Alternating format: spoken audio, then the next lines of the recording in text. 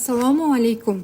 Mineral o'g'itlar va o'simliklarni himoya qilish uchun foydalaniladigan kimyoviy vositalarning ulgurji hamda chakana savdosi bo'yicha faoliyatni amalga oshirish bilan shug'ullanuvchi tadbirkorlik subyektlariga O'simliklar karantini va himoyasi agentligi Toshkent viloyati boshqarmasi Bo'stonliq tumani bo'limining murojaati. Avvalambor O'simliklar karantini va himoyasi agentligi Toshkent viloyati boshqarmasi Bo'stonliq tumani bo'limi sizning ushbu sohadagi faoliyatingizga vijdonan va yuqori kasbiy mahorat bilan yondoshib, tumanimizda qishloq xo'jaligi sohasida faoliyat yuritayotgan tadbirkorlik subyektlari, korxona va tashkilotlar, fermer va dehqon xo'jaliklari hamda shaxsiy tomorqa xo'jaliklarida foydalanishlari uchun mineral o'g'it va kimyoviy vositalarni yetkazib berishdagi mas'uliyat bilan olib borayotgan faoliyatingizni qadrlaydi va kelgusi ishlaringizga ulkan zafarlar tilab qoladi. Bugungi murojaatimiz Vazirlar Mahkamasining 2024-yil 5-avgustdagi 481-son qarori bilan tasdiqlangan nizomga ko'ra tatbiq etilgan mineral o'g'itlar va o'simliklarni himoya qilish uchun foydalaniladigan kimyoviy vositalarning ulgurji hamda chakana savdosi bo'yicha faoliyatni amalga oshirish bilan shug'ullanuvchi tadbirkorlik subyektlarini litsenziyalashning yangi tartiblariga bag'ishlanadi. Mazkur qaror bilan tegishli sohani tartibga solish mexanizmlarini takomillashtirish, qonunchilik talablarini izchil ijro etish, shuningdek tadbirkorlik subyektlari faoliyatini shaffof va samarali tashkil etishga qaratilgan aniq talablar belgilab berilgan.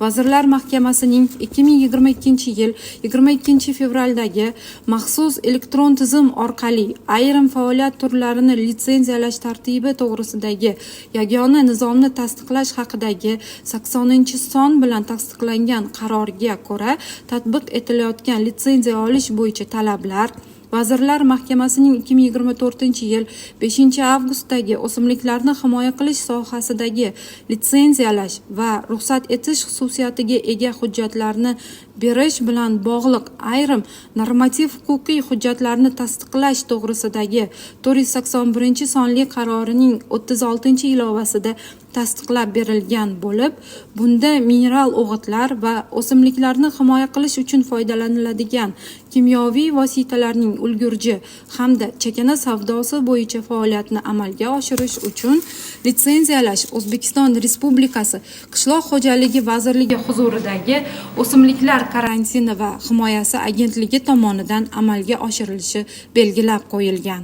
Jumladan, mineral o'g'itlar va kimyoviy vositalarni ulgurji va chakana savdosi bilan shug'ullanuvchi fuqarolar o'simliklar himoyasi yo'nalishida oliy yoki o'rta maxsus mutaxassislikka, shuningdek, edukarantin.uz onlayn platformasidan yagona identifikator OneID orqali ro'yxatdan o'tib, tegishli to'lovni amalga oshirgan holda 72 soatli maxsus o'quv kursini tamomlab, malaka oshirganligi to'g'risida sertifikatga ega bo'lishlari shartdir.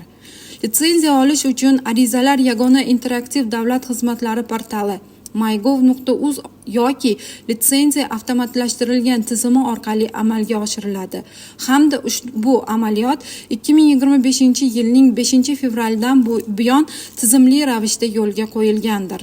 Talabgor tomonidan arizalar kelib tushganidan so'ng litsenziyalovchi tashkilot, ya'ni O'simliklar karantini va himoyasi agentligi tomonidan nizom talablari va tegishli sharoitlar yaratilganligi o'rganiladi.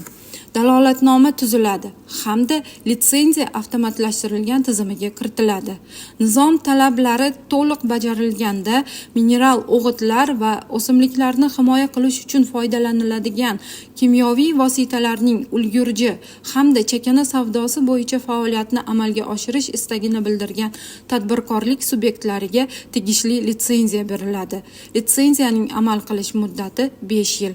Shu o'rinda Toshkent viloyati Bo'stonliq tumanida mineral o'g'itlar va o'simliklarni himoya qilish uchun foydalaniladigan kimyoviy vositalarning ulgurji hamda chakana savdosi bo'yicha faoliyat olib borayotgan barcha tadbirkorlik subyektlaridan o'z faoliyatlarini litsenziya asosida litsenziyaga ega tadbirkorlardan esa o'z mehnat faoliyatlarini Vazirlar Mahkamasining 481 sonli qarorida belgilangan talab va me'yorlar asosida tashkil etishlarini so'rab qolamiz. Bu esa sohaning barqaror rivojlanishiga va qonun ustuvorligini ta'minlashga xizmat qiladi.